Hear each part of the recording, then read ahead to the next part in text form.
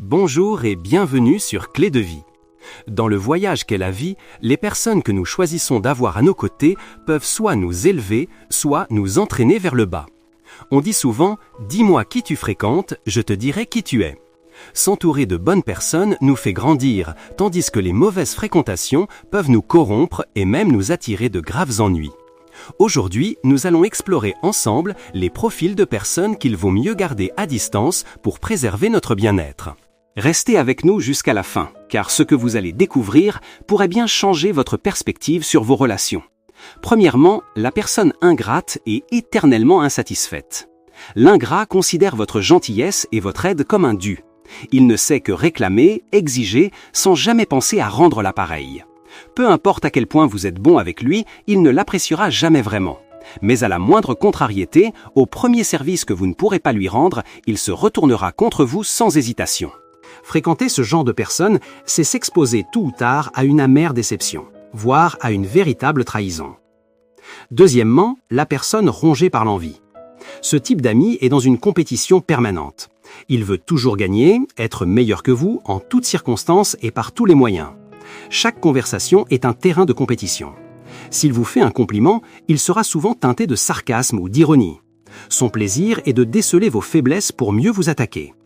Il compare sans cesse, calcule le moindre avantage, ce qui rend toute amitié sincère et durable impossible. Sa mesquinerie finit toujours par créer un malaise. Le temps qui passe est précieux. Ne le gaspillez pas à observer ce que font les autres, car cela vous empêche de voir votre propre potentiel. Vous risquez de vous perdre dans les méandres de l'envie et du ressentiment. Au lieu de nourrir ces pensées négatives, investissez ce temps et cette énergie en vous-même, dans le développement de vos propres talents. Apprenez à être généreux de cœur, à vous réjouir sincèrement du bonheur des autres et à faire preuve de compassion face à leurs difficultés. C'est un cadeau que vous vous faites à vous-même, autant qu'aux autres. En changeant votre façon de penser, c'est toute votre perception de la vie qui se transformera. Chacun mène sa propre barque, chacun a le droit de faire ses propres choix. Respectez cela. Ne jugez jamais les autres à l'aune de vos propres standards, mais essayez plutôt de vous mettre à leur place pour comprendre leur réalité. Pour atteindre une véritable noblesse de caractère, il faut bannir l'envie. Cela signifie simplement que vous cessez de vous comparer et que vous apprenez à savourer le bonheur que vous avez déjà. Apprenez la compétition saine, celle qui pousse à se dépasser, pas celle qui cherche à rabaisser l'autre. Ne laissez pas l'envie détruire votre personnalité et vous découvrirez à quel point la vie peut être belle et enrichissante. Troisièmement, celui qui méprise les liens du sang. Les liens familiaux sont tissés d'amour, de soutien, d'inquiétude et d'un profond attachement. C'est une relation fondée sur le sang, mais aussi sur un sens du devoir et de la responsabilité mutuelle. Les parents donnent la vie, élèvent, protègent et aiment leurs enfants sans rien attendre en retour. Leur dévouement est un sacrifice silencieux. En retour, les enfants manifestent leur amour par le respect, l'écoute et l'affection envers leurs parents et grands-parents. C'est la solidarité, l'entraide et l'amour qui unissent les frères et sœurs sous un même toit. Un ancien dicton dit « De toutes les vertus, la piété filiale est la première ». Si une personne est capable de maltraiter ses propres parents, ceux qui lui ont tout donné, comment pourrait-on espérer qu'elle soit un jour un ami loyal et sincère pour vous ? Quatrièmement, celui qui regarde les autres de haut. Chacun a sa place dans la société. Certains occupent des positions sociales élevées, d'autres mènent une vie ordinaire et d'autres encore luttent chaque jour pour joindre les deux bouts. Certains sont dotés de talents exceptionnels. Mais au fond, tout cela n'est qu'une question de circonstances. Comme le dit un vieux proverbe, « Au-delà du ciel, il y a un autre ciel. Au-delà d'une personne, il y en a une autre. » Il ne faut jamais utiliser ses propres forces pour se moquer des faiblesses d'autrui. Les personnes véritablement sages et accomplies sont humbles et ne font jamais étalage de leurs talents. L'un des plus grands interdits dans l'art de vivre ensemble est de se croire supérieur et de mépriser les autres. Que l'on soit riche ou pauvre, puissant ou modeste, chacun possède une dignité et un amour-propre qui doivent être respectés. L'arrogant, celui qui vous toise et vous rabaisse, est une personne médiocre. Son amitié est basée sur l'intérêt. Le jour où vous ne lui serez plus utile, il n'hésitera pas une seconde à vous écarter de son chemin. Cinquièmement, l'avide de biens matériels. Confucius a dit « L'homme noble se préoccupe de sa réputation, l'homme vil ne pense qu'au profit ». Une personne qui n'a que son propre intérêt en tête n'accordera jamais de réelle valeur à l'amour, aux liens familiaux ou à l'amitié. Pour ce genre d'individu, le profit est au-dessus de tout. Ils ne s'approchent de vous que s'ils estiment que vous avez une certaine valeur, que vous pouvez leur être utile. Une fois que vous ne servez plus leurs intérêts, ils vous jetteront de côté sans le moindre remords. En réalité, ils sont dépourvus de sentiments sincères, affichant une froideur déconcertante dans toutes leurs relations. Si vous vous liez à eux, tôt ou tard, vous serez trahi. Celui qui courtise les riches et méprise les pauvres fait constamment la distinction entre les gens en fonction de leur statut. Il flatte et adule les puissants, mais affiche mépris et froideur envers les plus démunis, sans jamais leur montrer un visage sincère. Avec ce type de personnes, il est préférable de ne pas interagir, car leur cœur ne sera jamais authentique. Sixièmement, la personne a deux visages. Ces individus à double face ne respectent jamais sincèrement leur entourage. Leurs belles manières sont toujours motivées par un agenda caché. Une fois leur objectif atteint, ce masque de bienveillance tombe. L'hypocrite cherche constamment à rabaisser les autres, à leur jouer de mauvais tours, allant même jusqu'à vous poignarder dans le dos, que ce soit au travail, dans votre vie personnelle ou amoureuse. Si vous croisez leur route, soyez prudent et maîtrisez vos émotions pour ne pas vous retrouver piégé dans des complications inutiles. Une personne qui vous critique ouvertement est bien moins dangereuse que celle qui cache en son fort intérieur des intentions malveillantes et une nature calculatrice. Ce genre d'individu est toujours en train de comploter, de planifier de mauvais coups. Les hypocrites feignent souvent de vous aider en public pour mieux vous nuire en secret. Avec de telles personnes, moins vous avez de contacts, mieux c'est. Qui sait, un jour vous pourriez devenir leur prochaine victime. Septièmement, celui qui ne sait que demander. Ce type de personne ne prend jamais de vos nouvelles, ne s'intéresse pas à vous, ne partage rien. Ils peuvent même faire semblant de vous ignorer malgré vos tentatives amicales. Et puis, un beau jour, ils reprennent contact, agissant comme si vous étiez les meilleurs amis du monde, simplement pour vous demander un service, que ce soit pour une chose importante ou une broutille insignifiante. Aider ses amis dans le besoin est une chose merveilleuse, mais ne laissez jamais votre gentillesse être exploitée. Huitièmement, la personne au tempérament instable. Certaines personnes sont totalement incapables de maîtriser leurs émotions. Elles déverseront toute leur négativité sur leur entourage, persuadées que vous êtes la cause de leur mal-être. Non seulement vous ne parviendrez pas à les raisonner, mais vous risquez fort d'être aspiré dans leur tourbillon d'émotions chaotiques. Il y a des gens qui, sans menacer votre intégrité physique ou vos finances, peuvent tout de même mettre en péril votre statut social. Cela explique certains comportements déroutants, comme le cas de quelqu'un qui finit par nuire à la personne même qui l'avait aidé financièrement. L'homme est à la fois la gloire et le rebut de l'univers, concluait le philosophe français Blaise Pascal en 1658. Il en a toujours été ainsi. L'être humain est capable d'amour et de haine. Il s'entraide, mais il se nuit aussi. D'une main, il peut tendre la main pour sauver, et de l'autre, il peut sortir un poignard pour frapper. Ce sont ces gens qui choisissent toujours le chemin de la moindre résistance, qui n'ont pas d'opinion propre et qui peuvent donner raison à n'importe quel camp. Si vous sentez que vous êtes progressivement influencé, presque endoctriné par les croyances des autres, soyez vigilant. Certaines personnes n'ont absolument aucun contrôle sur leurs émotions. Elles vous attaqueront constamment, vous prenant pour cible, car elles vous tiennent pour responsable de leur propre mal-être. Ces individus sont souvent inefficaces dans ce qu'ils entreprennent car leurs émotions obscurcissent leur jugement et leur manque de contrôle détruit les relations qui les entourent. Méfiez-vous de ces personnes instables car elles pourraient faire de vous le bouc émissaire sur lequel déverser leur frustration. Il est difficile de reconnaître ce genre de personnes au premier abord car on a souvent tendance à sympathiser avec leurs problèmes. Mais avec le temps, on se rend compte qu'ils semblent toujours être en difficulté. Ils fuient constamment leurs responsabilités en transformant chaque tâche en une mission impossible. Ils ne voient jamais les défis comme des occasions d'apprendre et de grandir, mais plutôt comme des impasses. Il est sage de garder ses distances avec de telles personnes. Savoir lire et comprendre les gens est un art d'une immense complexité. Dans la vie, comme dans l'histoire, les exemples de ceux qui ont accompli de grandes choses en sachant déchiffrer les autres sont nombreux, mais innombrables sont aussi les cas de ceux qui ont subi de terribles malheurs pour ne pas avoir su reconnaître les personnes malveillantes. Si vous ne pouvez pas les changer, alors éloignez-vous pour ne pas attirer le malheur sur vous-même. 2. Dans la vie, il y a un type de personne à ne jamais aider sous peine d'attirer le malheur. Dans la vie, tout le monde traverse des moments difficiles et a besoin d'aide. Cependant, il existe un certain type de personnes que vous ne devriez jamais aider, peu importe à quel point ils vous supplient. Ce sont les ingrats, les éternels insatisfaits. Vous leur donnez encore et encore, vous les aidez sans compter, mais la seule fois où vous direz non, ils vous en voudront immédiatement. Si vous acceptez tout ce qu'ils demandent, un seul refus suffira pour qu'ils vous gardent une rancune éternelle. Sachez qu'il existe des personnes qui sont comme des loups, incapables de gratitude ou de remerciement. D'autres sont comme des serpents, d'une froideur impitoyable. Pour eux, votre gentillesse est comme un bonbon. Une fois consommé, il disparaît. En revanche, vos moindres défauts sont pour eux une graine qui germe, prend racine et s'ancre profondément. Il y a aussi ceux qui ne répondent pas à un cœur sincère par un autre cœur sincère. Ils ne savent que réclamer, oubliant de remercier. Votre bonté, ils la prennent pour de la faiblesse. Votre bienveillance, ils ne l'apprécient jamais. Tout ce que vous faites pour eux est considéré comme un dû. Dans ce monde, le type de personne le plus méprisable est sans doute l'ingrat. Aidé un jour, il oublie la faveur dès le lendemain. Il reçoit votre aide, bénéficie de votre générosité, mais est prêt à tout nier, à rendre le mal pour le bien, sans la moindre pitié ou loyauté. Ces individus ont tendance à être égocentriques et à mépriser la valeur des autres. L'ingrat espère que les autres se sacrifieront pour lui apporteront des avantages, et il adore être aidé sans jamais envisager de rendre l'appareil, même un tout petit peu.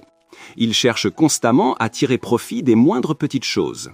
Celui qui ne connaît pas la gratitude considère l'aide et les efforts des autres comme une chose tout à fait normale, évidente. Il développe facilement du ressentiment et blâme les autres si les choses ne se passent pas comme il le souhaite, sans jamais se soucier des sentiments d'autrui. Une personne ingrate, il ne faut absolument pas l'aider. Un vieil adage nous enseigne ceci. Une aide ponctuelle dans le besoin engendre la gratitude, mais une aide constante finit par créer du ressentiment. Cela signifie que lorsqu'une personne est dans la misère et que nous lui offrons un peu d'aide, elle sera profondément reconnaissante. Mais si nous l'aidons constamment, lui donnant toujours plus, le jour où nous arrêterons, elle se retournera contre nous, nous accablons de reproches et oubliant toute la bonté que nous lui avons offerte par le passé. Ainsi, avec les personnes ingrates et déloyales, plus vous les aidez, plus vous perdrez. Leur cœur est aussi froid que celui d'un serpent venimeux, leur nature aussi prédatrice que celle d'un loup. Plus vous êtes bon avec eux, plus ils vous méprisent et ne vous accordent aucune considération. Une personne dépourvue de gratitude ne doit pas être aidée, car à la fin, vous ne récolterez que de la douleur et non de la reconnaissance ou du respect. C'est pourquoi, à partir de maintenant, apprenez à bien observer les gens. Avant d'aider quelqu'un, demandez-vous si cette personne mérite vraiment votre aide. Faire le bien est une bonne chose, mais il ne faut jamais le faire aveuglément, et toujours avec mesure, car la cupidité humaine est sans fond. Face à ceux qui n'en ont jamais assez, votre propre bonté finira par se retourner contre vous. Vous ne pouvez pas réveiller quelqu'un qui fait semblant de dormir, tout comme vous ne pourrez jamais satisfaire une personne ingrate et avide. La bonté et la compassion sont gratuites, mais elles ne sont pas bon marché. La gentillesse doit être offerte aux bonnes personnes, et l'amour doit être guidé par la raison. Rappelez-vous, tout le monde ne mérite pas de recevoir votre bonté et votre amour. Si vous trouvez que cette vidéo est applicable à la vie réelle, commentez le chiffre 9. Si ce n'est pas le cas, commentez le chiffre 0. Votre avis compte énormément pour nous. Merci pour votre temps précieux. 3. Les 3 types de personnes avec qui il ne faut jamais avoir de relation d'argent. On dit parfois que l'argent peut nous sauver de bien des maux, mais il y a des cas où plus on en dépense, plus les ennuis s'accumulent. Nous nous disons toujours que les amis doivent s'entraider dans les moments difficiles, surtout si nous en avons les moyens. Mais s'il est facile d'offrir son aide ou son temps, dès qu'il s'agit d'argent, il faut être beaucoup plus prudent. Les problèmes financiers peuvent transformer les amis les plus proches en ennemis jurés. Il est donc crucial d'apprendre à aider et à prêter de l'argent de la manière la plus juste et la plus appropriée. Ne vous mettez pas dans une situation où vous prêtez debout et devez vous agenouiller pour récupérer votre dû, ayant l'impression de mendier pour avoir ce qui vous appartient. Nos aînés disaient « emprunte à un proche, pas à un inconnu, à quelqu'un de près, pas de loin, emprunte peu, pas beaucoup, n'emprunte pas dans l'urgence et surtout ne prête jamais aux paresseux ». Ils ont notamment identifié 3 types de personnes avec qui il ne faut absolument jamais s'impliquer financièrement, surtout en matière de prêt. 1. Ceux qui mordent la main qui les nourrit et brûlent les ponts derrière eux. Laissez-moi vous raconter l'histoire d'Antoine. Il avait un ami qui avait pris l'habitude de vivre à crédit. Bien que sa famille ne soit pas dans le besoin, il était tellement dépensier que tout son argent finissait par s'envoler. Soutenu financièrement par ses parents, cet ami, bien qu'adulte, n'avait jamais travaillé. Il ne comprenait pas la valeur de l'argent et était incapable de gérer ses propres dépenses. Il passait son temps à faire la fête, était très soucieux des apparences et aimait paraître généreux devant les autres. Une fois ses poches vides, il se tournait vers ses amis pour emprunter, passant de l'un à l'autre encore et encore. Les premières fois, on arrive à trouver des excuses pour refuser, mais à force de sollicitations, la peur de passer pour un avare nous fait céder. Et une fois l'argent en poche, c'est la métamorphose. Cet ami change radicalement d'attitude, sans la moindre once de gratitude pour ceux qui lui ont tendu la main dans un moment difficile. Même pour Bruno, un ami très proche, lorsqu'il a eu besoin de récupérer son argent, il s'est fait violemment rembarrer. On est amis, non ? Pourquoi me presser pour une si petite somme ? On dirait que tu as peur que je te vole. Quelle avarice ! Par conséquent, ne laissez pas un sentiment de loyauté amicale vous pousser à prêter de l'argent à tout prix. Il y a de fortes chances que vous ne revoyiez jamais votre argent et qu'en plus, vous vous fassiez une mauvaise réputation. 2. Les pauvres qui le restent à cause de leur mentalité. Imaginez un jeune homme issu d'une famille modeste qui s'est sacrifié pour lui offrir des études. Diplômé depuis plus de 3 ans, il n'a jamais eu d'emploi stable. Pour lui, travailler pour quelqu'un est humiliant. Il préfère attendre le grand coup, le projet qui lui rapportera des millions d'un seul coup. En attendant, sans emploi et sans le sou, il n'a aucune honte à solliciter ses proches. Dès qu'il voit une famille aisée dans son entourage, il renoue les liens et finit par demander un prêt. S'il refuse, il va partout raconter qu'ils sont sans cœur, indifférents au sort de leur propre famille. Et si quelqu'un a le malheur de céder, il devient un puits sans fond, inventant sans cesse de nouvelles raisons pour emprunter encore et encore.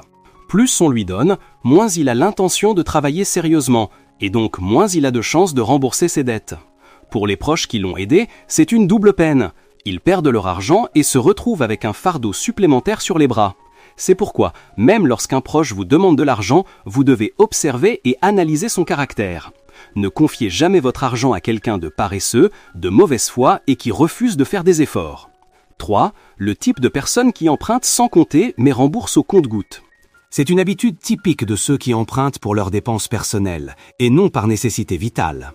L'argent n'a pas servi à les sauver d'une situation difficile, alors ils ne ressentent aucune gratitude ni respect. Pire encore, au moment de rembourser, ils deviennent soudainement avares et pleins de regrets. Ce genre de personnes rembourse rarement de sa propre initiative. Il faut constamment être derrière leur dos pour leur rappeler leurs dettes. Et même lorsqu'ils ont de l'argent, ils ne remboursent jamais la totalité d'un coup, mais par petites sommes, de temps en temps. Finalement, même le créancier ne sait plus où il en est. Excédé de devoir réclamer sans cesse, il finit souvent par laisser tomber, par pure lassitude. Un simple prêt peut ainsi révéler la véritable nature d'une personne. Est-elle vraiment généreuse comme elle le prétend, ou fondamentalement calculatrice et égoïste, ne pensant qu'à son propre intérêt ? 4. Les 9 choses que l'on ignore. 1. Sans savoir chérir, même une montagne d'or n'apporte pas le bonheur. Savez-vous ce que signifie vraiment « pour toujours » ? Après toutes ces années, on comprend qu'en ce monde, rien n'est vraiment éternel. Une amitié, si on s'en éloigne, se dissout. Un amour, si on le lâche, s'estompe. Les fleurs qui tombent et l'eau qui coule ne sont pas le fruit du hasard. Ceux qui ne peuvent rester finiront par partir. Attendre une vie entière quelqu'un qui n'est jamais destiné à venir est une souffrance vaine. Chérissez ce que vous avez entre les mains, juste sous vos yeux. Qui sait si dans une seconde, tout cela vous appartiendra encore. 2. Sans savoir être tolérant, même entouré d'amis, on finit seul. L'eau trop pure n'abrite aucun poisson. Une personne trop pointilleuse n'a pas d'amis. Pourquoi vois-tu la paille dans l'œil de ton frère, mais ne remarques-tu pas la poutre qui est dans le tien ? Être tolérant n'est pas difficile, l'important est d'avoir assez de compassion. Et la compassion n'est pas difficile non plus, l'important est de savoir penser aux autres avant de penser à soi. 3. Sans savoir remercier, même le plus brillant des hommes peine à réussir. Quand tu bois de l'eau, n'oublie jamais celui qui a creusé le puits. Les anciens plantent les arbres pour que les générations futures profitent de l'ombre. Le poisson est reconnaissant envers l'eau, l'oiseau est reconnaissant envers le ciel. Telle est la source du bonheur. 4. Sans savoir agir, même le plus intelligent des hommes n'accomplit rien. Le savoir que l'on tire des livres reste finalement superficiel. Pour vraiment comprendre le monde, il faut l'expérimenter soi-même, par la pratique. Rappelez-vous que l'école de la vie offre des leçons 100 fois plus précieuses et marquantes que n'importe quelle page de livre. Un rêve, lorsqu'il est confronté à la réalité, lorsqu'il est mis en action, devient tellement plus sacré, tellement plus grand. Cinquièmement, sans savoir coopérer, même les plus grands efforts peinent à porter leurs fruits. Il y a un vieil adage qui dit que l'harmonie entre les gens est plus précieuse que les meilleures terres ou le moment le plus opportun. Lorsqu'on parvient à unir l'intelligence et la force de chacun, aucune difficulté ne peut nous résister. Un fagot de brindilles solidement lié ne craint jamais d'être brisé. Sixièmement, sans savoir économiser, même en gagnant beaucoup d'argent, il est difficile de devenir vraiment riche. En parcourant l'histoire, on s'aperçoit que la réussite naît de la frugalité et la ruine de l'extravagance. Le bois que vous avez mis 3 ans à amasser, ne le brûlez pas en une seule heure. Septièmement, sans savoir se contenter, même en étant plus riche, le bonheur est difficile à trouver. Savoir se suffire de ce que l'on a apporte la paix, tandis que la quête incessante épuise l'esprit et le corps, attire la maladie et raccourcit la vie. Une personne se sent heureuse non pas parce qu'elle possède beaucoup, mais parce qu'elle désire peu. Huitièmement, sans comprendre l'art de préserver sa santé, même les meilleurs traitements auront du mal à garantir la longévité. Mieux vaut prévenir que guérir. Au lieu d'attendre que la maladie soit grave pour chercher un remède, il est plus sage d'apprendre à prendre soin de soi quand tout va bien. Et le plus grand secret de cette hygiène de vie n'est pas dans les potions ou le repos, mais dans la culture de son esprit, la sérénité de son âme et la pratique de la bonté. Quand la paix vient de l'intérieur, la santé s'épanouit. Neuvièmement, sans comprendre le sens de la vie, plus on vit longtemps, plus l'existence semble fade. Les grandes aspirations ne vieillissent pas avec le temps. La vie est un voyage, et ce qui compte, ce n'est pas la destination, mais les paysages que l'on découvre en chemin. V. Les 9 choses impossibles. 1.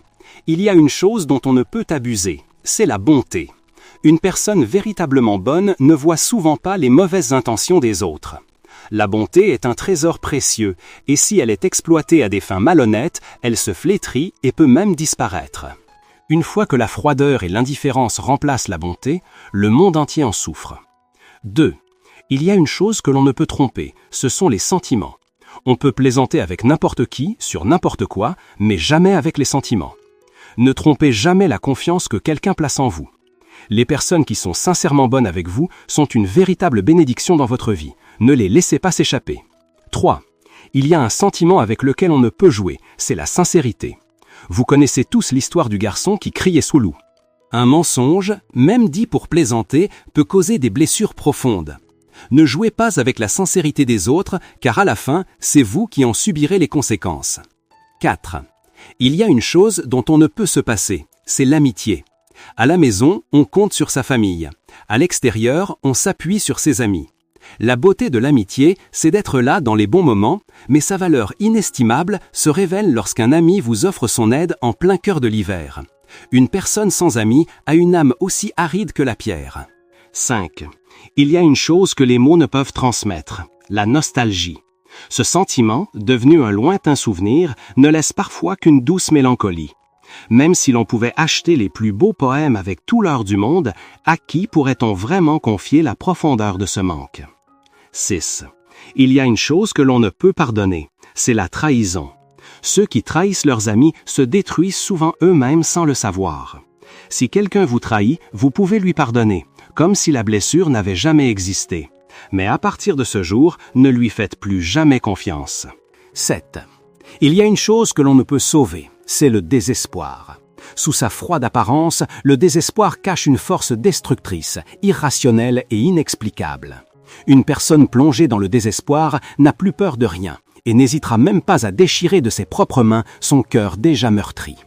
8. Il y a une chose que l'on ne peut oublier, c'est la gratitude.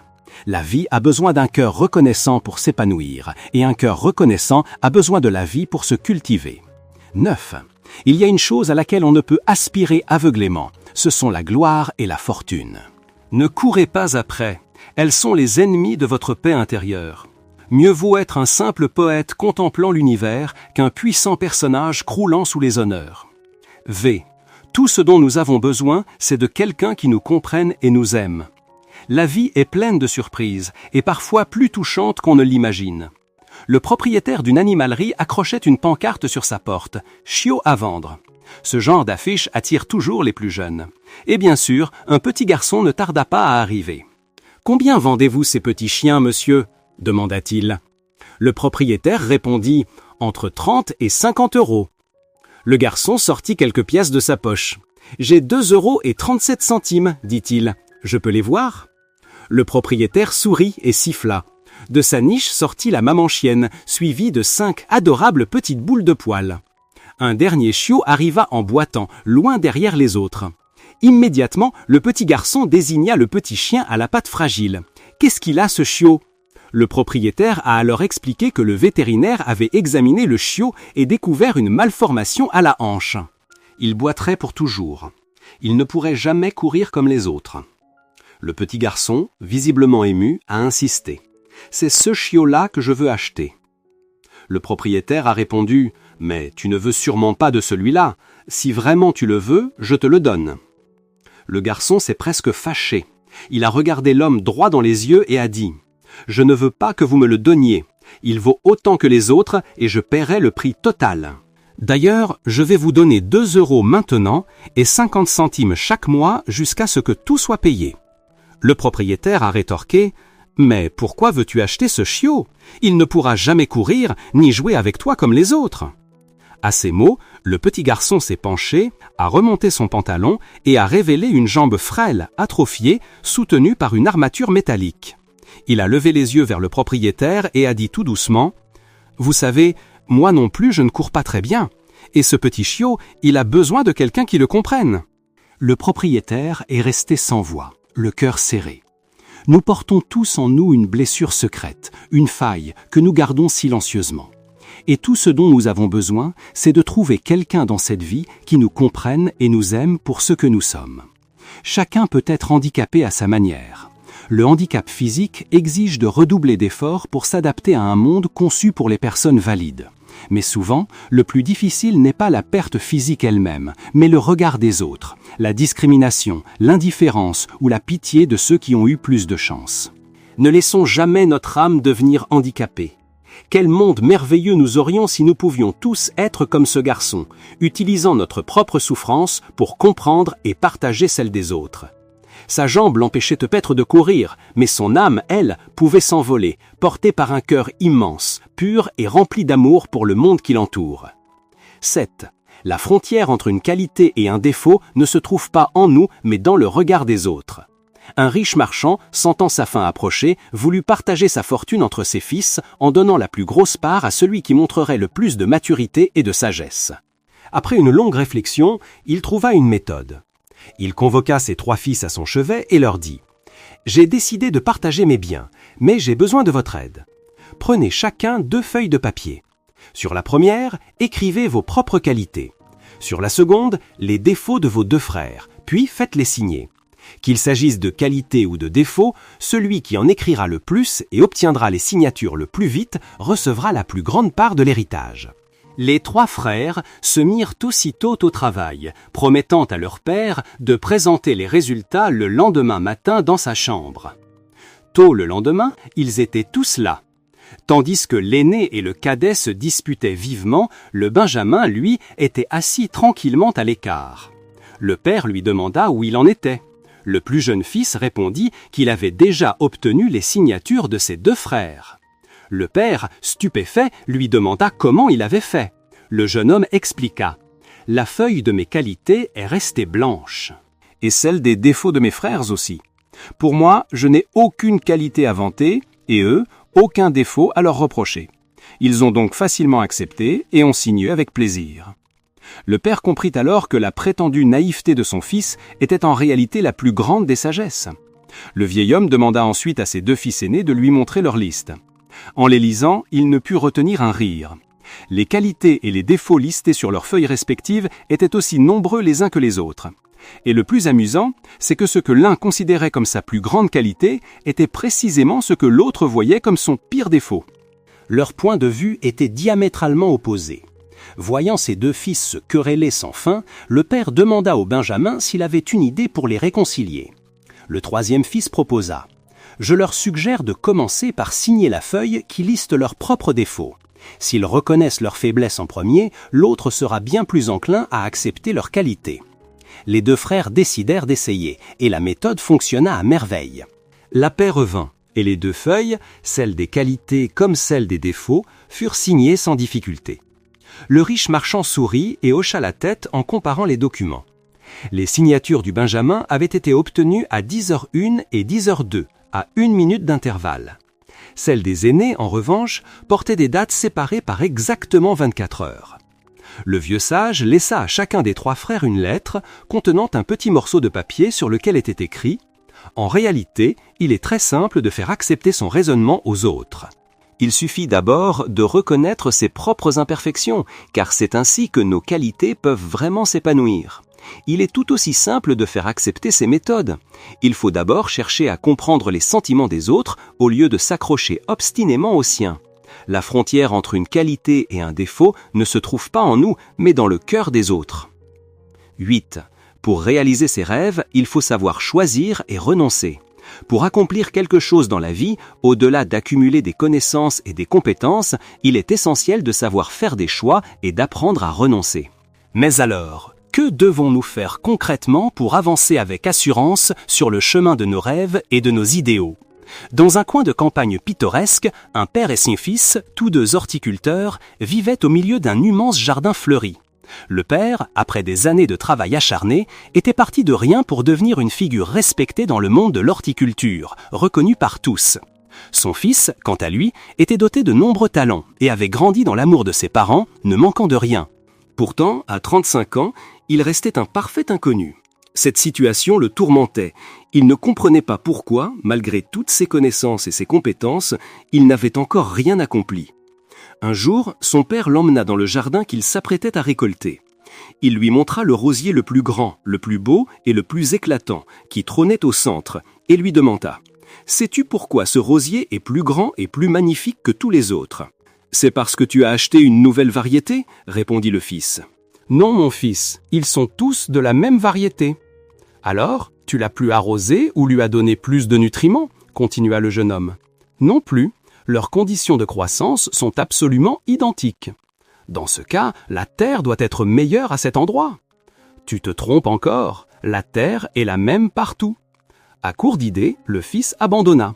C'est alors que le père expliqua avec douceur. « As-tu remarqué que les rosiers qui l'entourent ont moins de feuilles et de boutons ? » « Ah oui, c'est vrai, mais qu'est-ce que cela signifie, père ? » « Dans ce jardin, ce rosier est le seul sur lequel je veille constamment.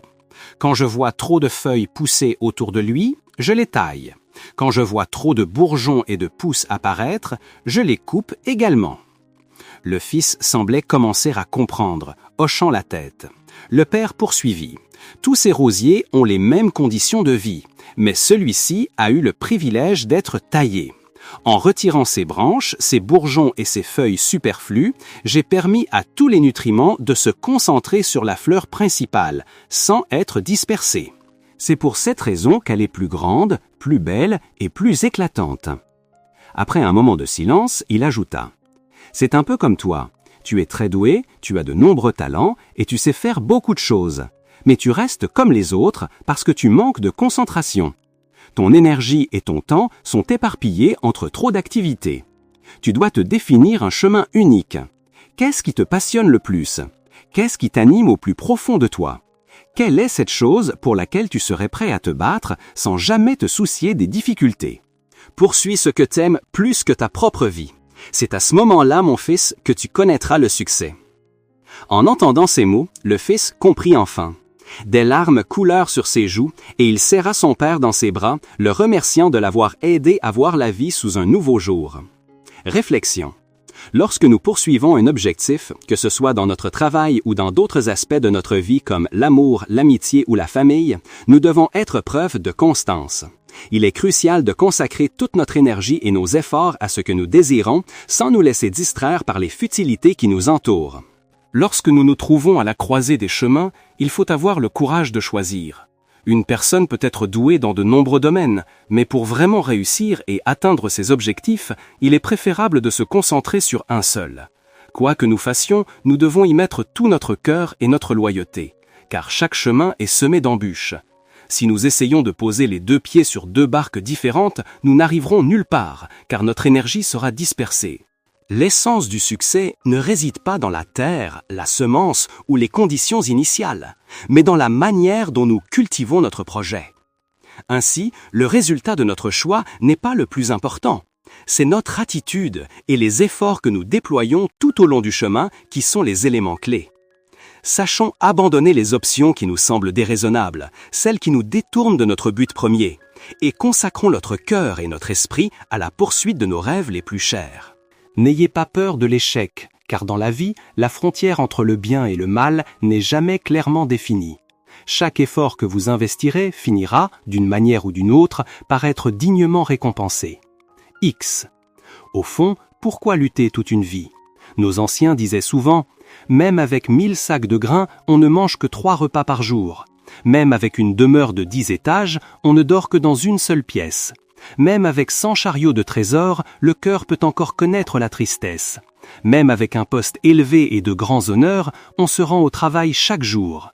La gloire et la fortune ne sont qu'éphémères, comme un nuage de fumée. Alors, à quoi bon se battre et rivaliser dans cette vie ?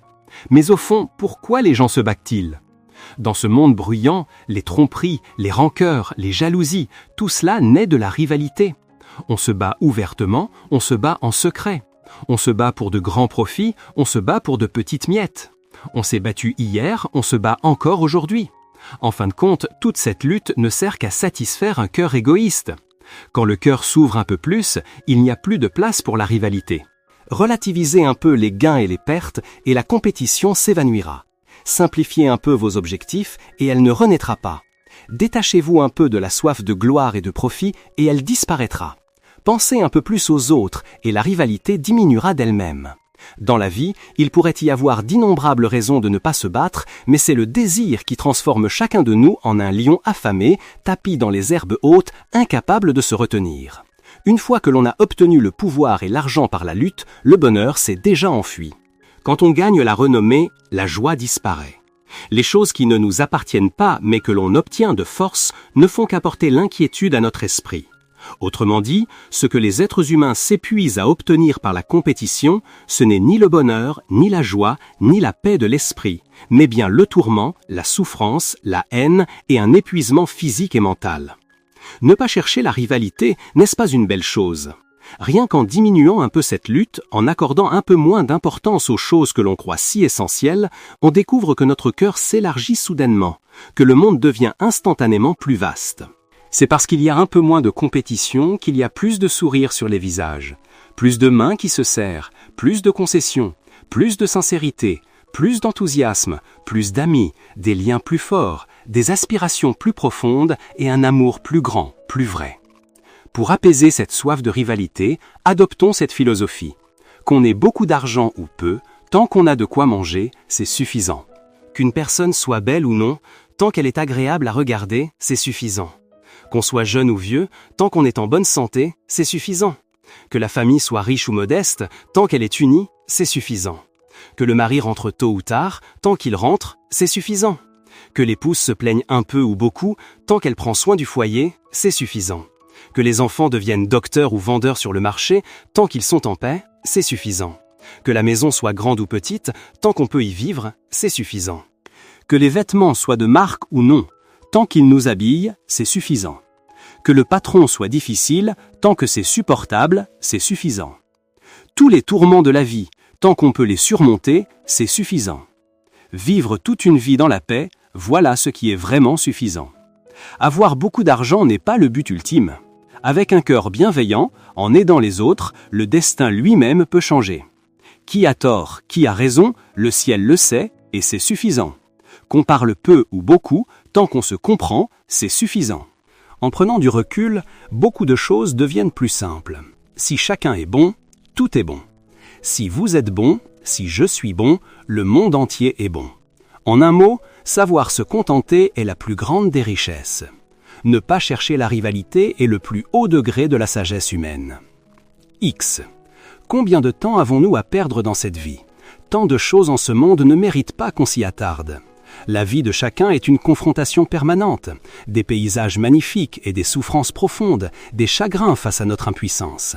Pourtant, c'est en restant optimiste que nous pouvons forger une vie accomplie. Le sage Lao Tse a dit un jour « L'être humain ne peut être vraiment heureux plus de 3 jours d'affilée. Vivre n'est pas chose aisée.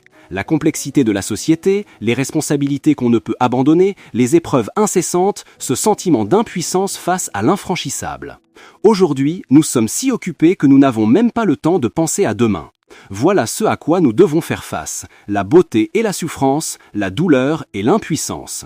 Mais c'est notre optimisme qui nous permettra de rendre notre vie parfaite. Arrivé à un certain âge, il faut cesser de poursuivre des choses vaines et illusoires. Combien de temps avons-nous à perdre dans cette vie?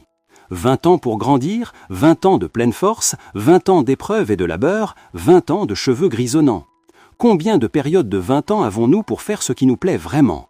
Soyons un peu plus réalistes. Tout en contemplant les étoiles dans le ciel, il faut se souvenir de garder les pieds bien ancrés sur terre. Même en comprenant de nombreux grands principes, on n'est pas assuré de vivre une vie heureuse.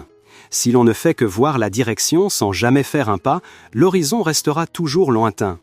Il y a tant de choses qui, lorsqu'on les obtient, nous comblent de bonheur, mais dont la perte nous donne l'impression de ne plus vouloir vivre. Ne vous y attachez pas trop, sinon la seule personne qui sera blessée, ce sera vous. Si vous trouvez une joie profonde dans votre existence, faites-en l'œuvre de votre vie. Elle deviendra alors la source intarissable de votre bonheur. La vie est remplie de tant de personnes et de situations, et toutes ne méritent pas de faire partie de notre voyage. Année après année, combien de choses avez-vous réellement comprises? Jour après jour, de combien de fardeaux vous êtes-vous délesté? Toutes vos stratégies, que vous ont-elles vraiment apporté? Tous vos calculs, que vous ont-ils coûté? Le désir insatisfait, quelle tristesse vous a-t-il infligé? Ces calculs, combien de rancœurs ont-ils semé? L'avidité sans fin, combien de maux a-t-elle créé? Dans cette existence, de combien de joies avez-vous vraiment profité? Et lorsque la vie touche à sa fin, que pourrez-vous emporter? La grandeur d'âme et un simple sourire vous permettent d'embrasser ce que le monde peine à accepter. Sur cette terre, il y aura toujours des gens pour vous contrarier, vous rendre jaloux, vous forcer à serrer les dents. Ce n'est pas nécessairement à cause de leur méchanceté, mais parce que votre cœur n'est pas encore assez grand, pas encore assez tolérant. Beaucoup de gens disent qu'ils n'arrivent pas à supporter certaines choses et cherchent une solution miracle. En réalité, vous pouvez apprendre à maîtriser ces émotions. Cessez d'accepter ces habitudes qui vous tirent vers le bas. Essayez de les abandonner et répétez-vous plus souvent « je peux le faire ». En amour, un vase trop plein finit par déborder. Une attention excessive devient étouffante. Chaque personne a besoin de son propre espace, qu'il soit matériel ou spirituel. Pour trouver la paix intérieure, il faut savoir distinguer l'essentiel du superflu dans ce que la vie nous impose, et la juste distance dans nos aspirations. Pour être serein, il faut comprendre les gains et les pertes de notre parcours et hiérarchiser les relations et les priorités dans notre vie. S'efforcer de bien vivre sa propre vie, de remplir ses propres devoirs et à travers cela, se cultiver soi-même pour, à son tour, apporter du bien au monde. Voilà la plus grande des responsabilités. L'existence humaine n'est qu'une succession de hasards et d'expériences sans fin. En traversant ce monde, en parcourant cette vie, vous arriverez au bout du chemin comme vous êtes venu, les mains vides. L'argent vous appartient-il vraiment? Vous ne pouvez pas l'emporter. La gloire et les honneurs, vous ne pouvez pas les emporter. Votre statut, vous ne pouvez pas le conserver. Dans les quelques décennies éphémères qui nous sont données, faites de votre mieux pour pouvoir vous regarder sans honte. Les expériences douces et amères, les hauts et les bas que nous traversons, voilà ce qui colore notre existence et lui donne toute sa valeur pour ne pas avoir vécu en vain. Pensez avec clarté pour ne pas vous égarer. Prenez les choses avec légèreté pour ne pas avoir de regrets. Comprenez en profondeur pour vous libérer de l'attachement. Durant toute une vie, ne cherchez pas la richesse à foison, mais simplement une vie où rien ne manque. Ne cherchez pas d'innombrables amours, mais espérez un cœur sincère. Ne visez pas les plus hautes fonctions, mais souhaitez un refuge pour votre âme. Ce qui doit être oublié, laissez-le s'en aller. Ce qui est passé, laissez-le derrière vous. La meilleure vie, c'est quand l'argent n'est pas excessif, juste assez pour vivre. Quand le travail n'est pas écrasant, alternant activité et repos. Quand les amis ne sont pas nombreux, mais qu'ils réchauffent le cœur. C'est cela, le bonheur le plus précieux, celui que l'on cherche toute une vie. Les sentiments ont besoin de stabilité, le travail de réalisme, la vie de quiétude. Plus on s'agite, plus l'esprit se trouble. Dans le calme, on trouve la sérénité. Le calme n'est pas seulement un état d'esprit, c'est une dimension de l'âme. La vie n'est rien d'autre que la naissance et la mort. Les relations, rien d'autre que l'union et la séparation. Les émotions, rien d'autre que la tristesse et la joie. L'existence, rien d'autre que les hauts et les bas. Ce qui doit être oublié, oubliez-le. Ce qui est passé, laissez-le s'en aller. Quand vous êtes fatigué, dormez. Au réveil, souriez. La vie, ce n'est rien de plus que cela. Et voilà, nous arrivons au terme de notre réflexion d'aujourd'hui. Si vous avez trouvé cette vidéo utile et inspirante, n'hésitez pas à aimer, à vous abonner à notre chaîne Clé de Vie et à la partager avec ceux qui pourraient en avoir besoin. Et surtout, nous serions ravis de lire vos pensées. Partagez dans les commentaires la leçon qui a le plus résonné en vous. Merci infiniment pour votre temps précieux.